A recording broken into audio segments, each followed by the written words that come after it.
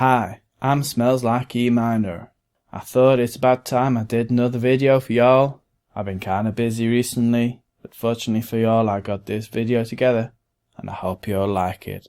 So this guy Ryan Cropper thinks he did some psychic shit, and rather than try and ascertain if what he did is true and do some good solid tests to see if he can do it again, and do it with humans, not dogs as he explains here, he just records himself rambling on to his rather large audience that he has a psychic ability to channel empathic energy.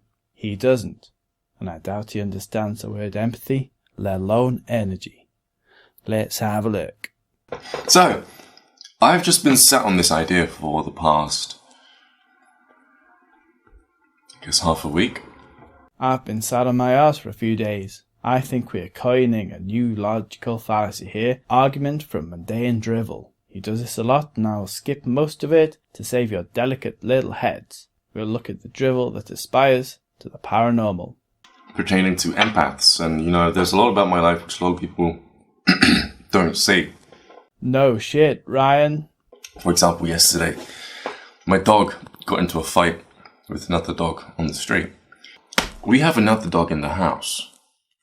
My mum's dog. This thing is tiny. It's not big. It's not muscly. It's not even strong. Matter of fact, it's got arthritis in its legs. It's pretty weak. It's not very threatening. But it doesn't stop my dog from lashing out at it from time to time. If my mum's dog, this small little, I guess it's a terrier, is sleeping in my dog, a Staffordshire Bull Terrier's bed. Now, anyone who knows the typical behaviour of a little terrier and a Staffordshire Bull Terrier would know that even an old and arthritic animal can be aggressive to another bigger dog, and that staffies can lash out at any dog, especially those who are seen as senior, like an older dog. Although, if a staffy wants to actually harm other dogs, they can lock their jaws down when they bite, and I'm assuming that's not what happened here. Anyway, just saying. Because they're very territorial. So, I'm on the loo, which is around the corner from my kitchen where they sleep. Who really wants to know? I mean, is this relevant? Does your audience normally demand this level of detail? And I hear this, squeak, and then it was, and it gets really loud. And my heart is, really fast, and instantly I just yell Kanan, because that's his name. And when I shout his name, I shout it really deep, right? And then he instantly just stops. I don't even have to get up to pull them apart anymore. Okay, yes, you're the man. You're the alpha. You're the dominant one. Is this where I throw my fucking knickers at you? Because every now and then, I do catch them kissing, which is really cute when you see two dogs kissing. They're licking everything. And the size of their tongues are so different, But pass me the goddamn bucket. What's your point? So, I walked into the kitchen and I could feel their energies. I could feel Mum's dog and I can feel his energy. Two things. One, do you, the alpha male, still live with your mummy? And two, what do you mean by feels their energies? Because that's dog shit, if you forgive the pun. Okay. I could also feel that my dog wasn't paying attention to the energies that were flowing through my mum's dog. Matter of fact, he didn't really care about what he had just done. So now you're projecting your own new age energy crap onto your dogs. And though sometimes dogs' behaviour does not conform to the expectation of hippies, it's possible that the dog did not care because growling and snapping at other dogs is a normal part of the social interaction of dogs. Have you ever heard of the term pecking order? What am I saying here? Well, I basically strong-armed him in the sense that the way I was positioned and the way I was communicating to him physically caused him to sit and not move, so that I can teach him a valuable lesson when it comes to how another being feels. So asserted your power over him in order to teach him empathy. Not to teach him that you are his boss and to make him comfortable with the pecking order. No, to make him sensitive to other beings. That's some bizarre dynamics you got with your family home. Could that be why your dog challenges your mother's dog? But who am I to say anything based on this little mirror talk? I'm not here to criticise your pet psychology methods. No, I'm here to criticise what you're about to say. So I took my hand. And recently I've been doing this clearing within my body, my energy system, my empathic, system, the system of, how can I explain it in more detail? Let me help. 1. Write a script to at least decide on what you're saying before recording, so you don't come across as someone who is talking mundane drivel. 2. Use the words woo-woo dog shit here, because that's what empathic energy system and energy cleansing, or energy clearing, is synonymous to. You supply the evidence that there is any reason to believe in this, and I'll happily look at it. But this shit is stuff you need to believe in. This is your new age spirituality religion you are preaching here. The pathways within the body that channel empathic energy from other people, from other things, living things, including your own energies within your own body. There are no such pathways. There ain't no physical mechanism to channel empathic energy, which does not exist.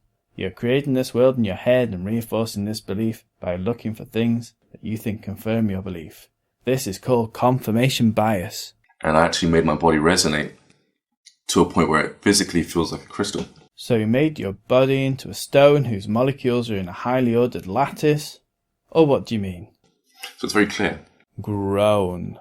I take my hand and I put it on my dog's back. I can feel him like shake, and I could feel his thoughts, like his motives, everything. Look, Ryan, you thought you could feel his motives and thoughts, and you come to the conclusion that you can feel everything.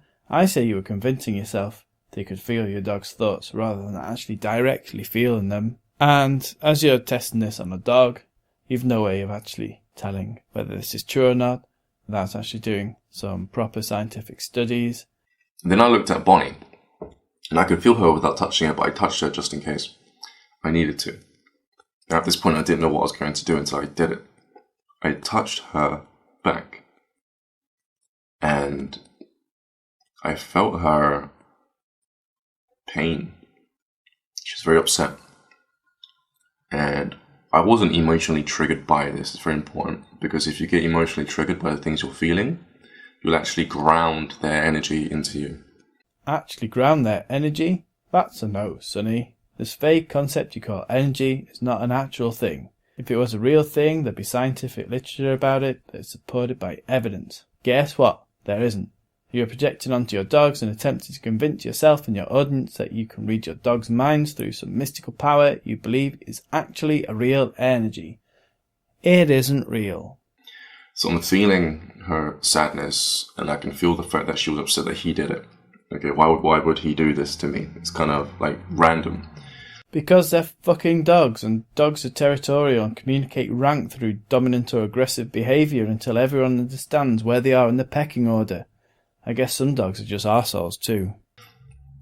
And what I did was, I felt that energy travel up my arm, past my chest, down this arm, and then into my dog. And the more I felt that, the more I focused on that, and the stronger the connection became. And some people believe anything and convince themselves they have special powers. The most remarkable thing happened. He started to shake and get upset. He started to exhibit physical, behavioral attributes, tendencies that coalesce around somebody who was upset, depressed, and very upset. Matter of fact, his behavior was mimicking Bonnie's behavior. It was like he was shifting into Bonnie, not physically, but the emotions that people carry around. Sometimes you're upset, you'll be like looking down, you'll avoid eye contact, right?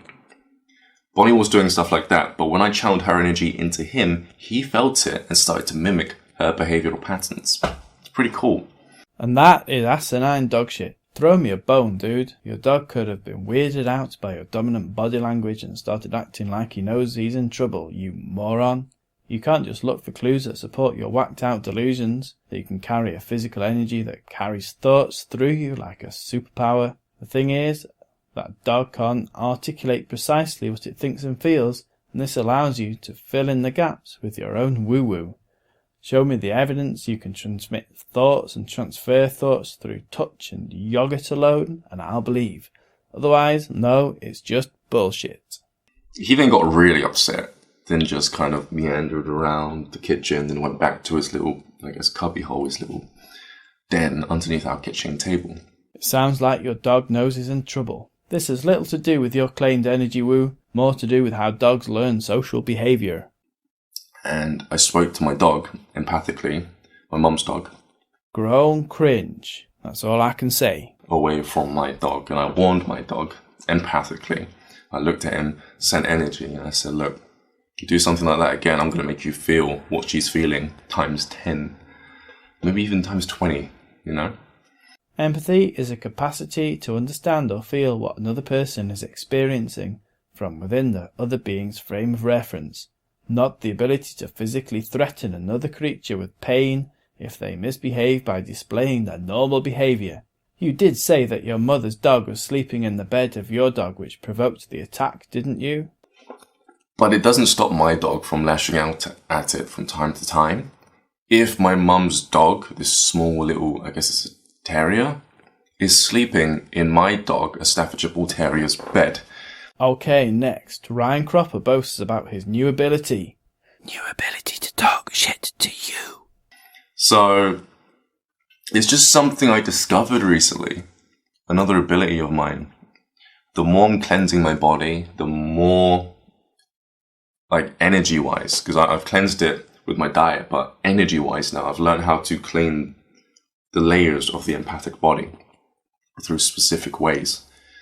And the more I'm doing stuff like this, the more abilities I'm discovering, you know? You don't have to take my word for this. I'd appreciate it if you did, because it's true.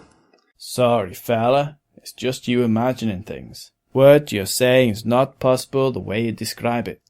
However, there's always going to be someone out there who's thinking, you know, whatever. Well, BS, right?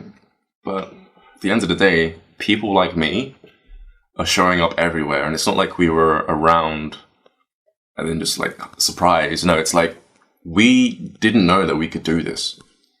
But then all of a sudden, through spirituality, through practices, through cleansing, through fixing our psychology and our emotional bodies, all of a sudden, we're discovering that we can do more with what we used to consider as a curse, our empathic abilities. Pass me the bucket, please. There is an empathic ability where you can literally beam verbal dialogue from somebody's head, images, smells, experiences, memories, move it through the same way I move through my dog's energy from one location to another. No, you are just insane. If you expect me not to ridicule you for portraying yourself as a hero with superpowers when you're just a fool that projects your foolishness onto the world and sees that as confirmation of your superpowers, you had better come up with at least some evidence to support your claim that you can beam thoughts, images, feeling and smells. Good, hard, repeatable evidence that leaves us with no doubt that you can do this shit. Otherwise, you are just insane and you don't realise it. And that's the end of this video. By the way, go and subscribe to Chocolate Hat. He's the coolest, wisest, funniest, and goddamn handsomest guy out there with the Debunking channel. Just saying. Love you. Bye.